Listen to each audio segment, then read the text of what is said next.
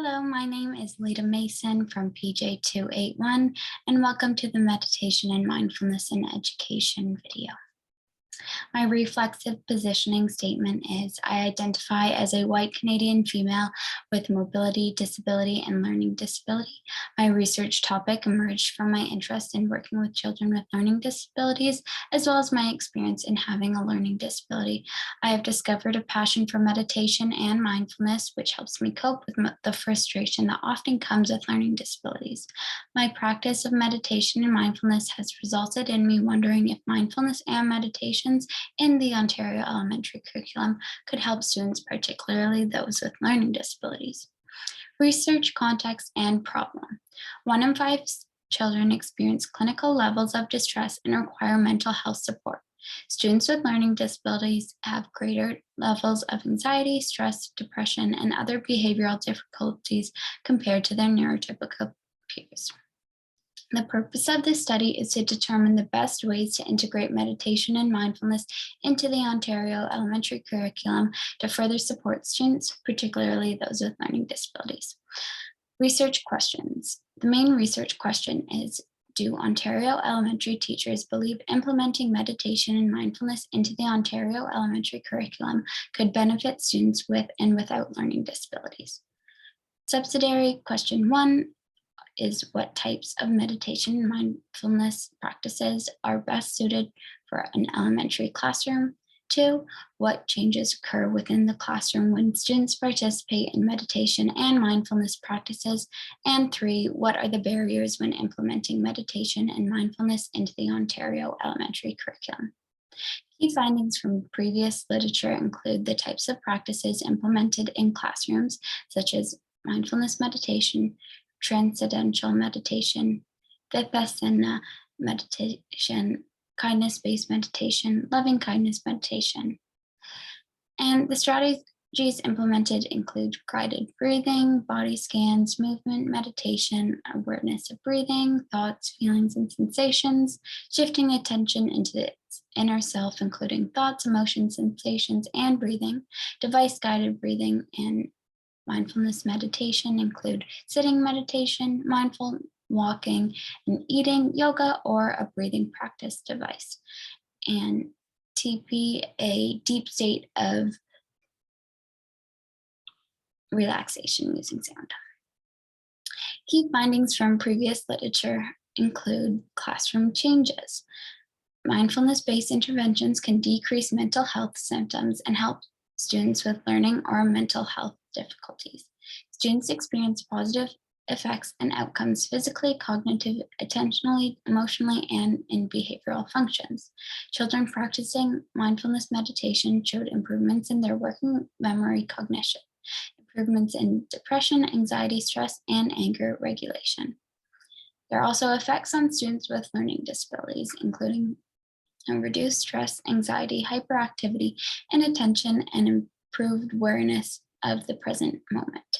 There are less suicidal tendencies, an increase in relaxation and ability to focus, and an increase of vocabulary and decoding time, and improvements in writing, reading, positive affect, self-awareness, self-efficacy, lowered heart rate, and anxiety. There are also barriers and challenges. When meditation, mindfulness interventions and programs are integrated, teachers must remove other areas of curriculum content. And in curriculum integration, meditation, mindfulness could be integrated into pre-existing school-wide SEL programs. Meditation, mindfulness can be used in curriculum after transitions, and easy implementation, low cost, and benefits to the well-being of teachers and students. Students could benefit from relaxing and improving their cognitive, emotional, and social abilities, and students could learn techniques to help them regulate their behavior and emotions. The methodology. So this methodology includes a small-scale qualitative interview-based method, a semi-structured interviews, 1-hour video conferences that were audio recorded and transcribed. The methodology for data sources are 2 participants, Lisa and Susan. Lisa is a 4th-year teacher in the Ontario elementary schools, and she taught many students with learning disabilities. She uses meditation and mindfulness throughout her teaching, and she did not have a meditation and mindfulness training in her teacher's college experience, although Lisa did do a thesis on mindfulness in the classroom and performance anxiety in music. Susan, on the other hand, is recently retired Ontario elementary teacher who taught for 30 years. She had taught many students who had learning disabilities. She used meditation and mindfulness in her classroom, and meditation and mindfulness training was not a part of her teacher's college, although she did a sabbatical to research mindfulness in education, including MBSR training. The methodology sample criteria include 1, teachers that have taught in an Ontario public elementary school, 2, experience implementing meditation and mindfulness practices into their classrooms, and 3, implemented meditation and mindfulness in classrooms with students with and without learning disabilities. Findings and discussion. So the findings and discussion include the types of meditation and mindfulness that are best suited for classrooms in elementary schools.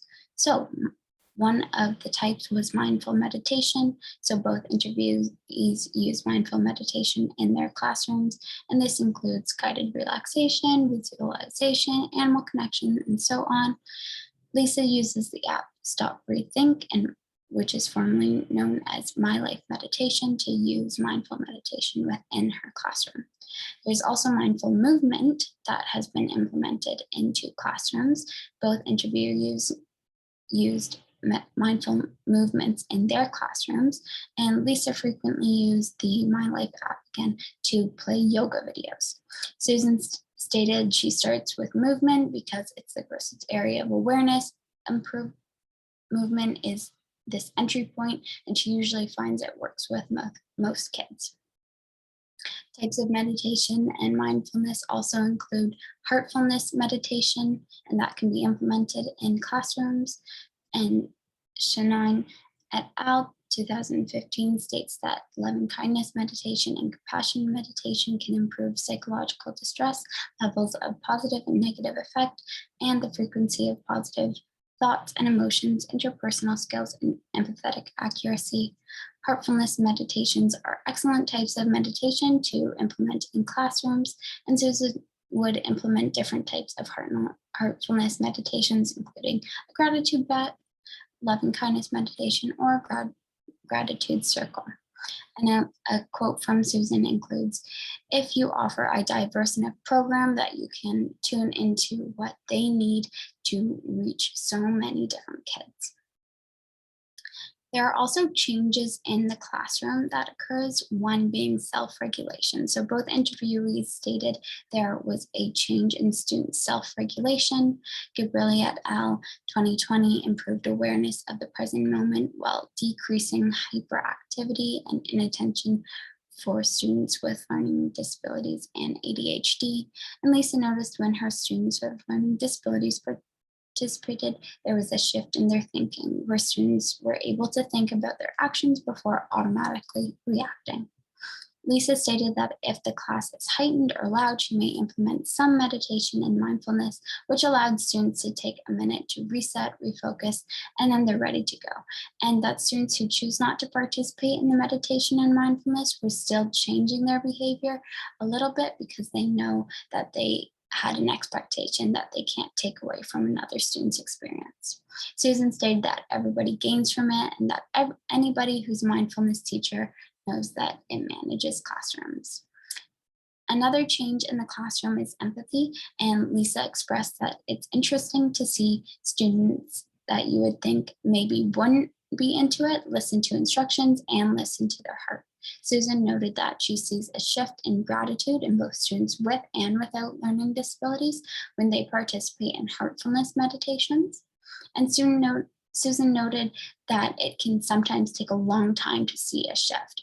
So Susan had a student who did mindfulness every single day in September, and it wasn't until May that she saw a shift. So there was this shift of empathy, and he started to recognize people around him, but it did take a while. There are also curriculum implications such as community resistance. So Susan stated that working with other teachers, it would be resistant to change and being open, and some parents fear of lack of misinformation. So although Susan notes once you have lots of information sessions and normalize everything, those things tend to disappear. Time is also something that can be difficult when implementing meditation mindfulness, as many teachers feel they don't have enough time to implement something beyond the curriculum. Students being uninterested or disturbing the practice of other students is also a concern, as well as the lack of teacher practice. So Susan states that if you don't come to it on your own, though your practice through your own practice first, it's a waste of time. It's so limited, and she thinks harmful as well, and that our practice helps us grow in our capacity to hold space for whatever is going on with the class, noting that she would often get tired and need a place for boundaries for her own health. And Michael John et al. 2012 states that when teachers practice mindfulness, they increase their sense of well-being and teaching self-efficacy, as well as their ability to manage classrooms behavior and maintain relationships with students. So the significance of this study is that research contributes to our practice as we can move forward to help support both students with and without learning disabilities in the Ontario elementary schools. Specific recommendations to administrative leadership are that teachers need the training to cultivate their own practice before implementing meditation mindfulness into their own classrooms. And after reviewing this data, meditation mindfulness is a helpful tool for both students with and without learning disabilities, and would be beneficial to have in the Ontario elementary curriculum, stated by both interviewees. An area for future research includes how meditation and mindfulness should be integrated into Ontario elementary curriculum. Another area for future research includes who should be delivering the meditation mindfulness practices, and if it is the teachers, how should they receive training? And lastly, the examined portion of this research is that teachers' thoughts, feelings, and methods toward integrating meditation mindfulness program into the Ontario elementary curriculum to support students, particularly with those with learning disabilities. So this is significant as many students are struggling with their mental health and behavioral problems, particularly students with learning disabilities compared to their neurotypical peers. So my research found the best types of meditation mindfulness, what changes occur when these meditation mindfulness exercises are implemented, and what the barriers and implications are associated with implementing meditation and mindfulness practices. So thank you for listening, and here are my resources.